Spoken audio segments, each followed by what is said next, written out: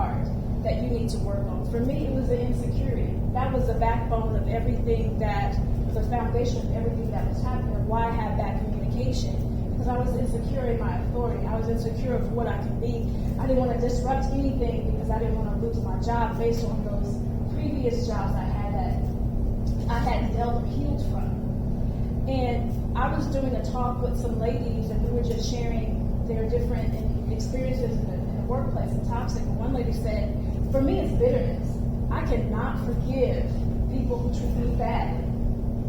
And so it's like you will never get anywhere if you harbor that bitterness, because what you're doing is you're giving the person or the other people the power to control how you act.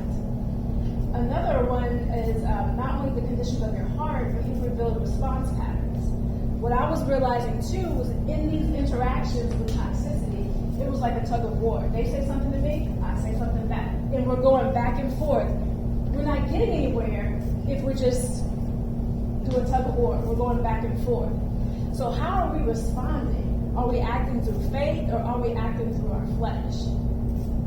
We have to, in those situations when we have or experiencing toxic environments or toxic behaviors, we have to be proactive. So what I learned is that when there's someone there and they're not giving it, or they're giving me that toxicity, one, I don't accept it. If I need expectations for you, here's my expectations.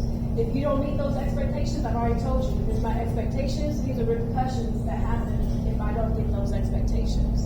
And I make sure that I communicate. Before they'll do something, I wasn't saying anything. And it just built up. It kept going and kept going until I felt like breaking, and then I'd say something. That's not fair to the other person.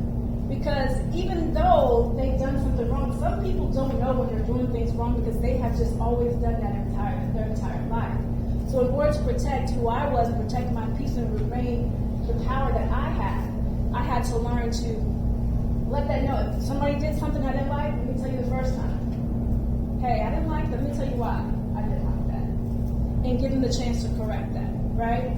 And so those are some of the things that you want to do and be cognizant of when you're dealing in those behaviors, in those environments, is how are you responding to them? Are you being fair, and how are you responding proactively and telling them up front, telling them when something is done wrong, telling them when they've done something that made you uncomfortable, instead of letting it fester and then just breaking down and going off on people, right?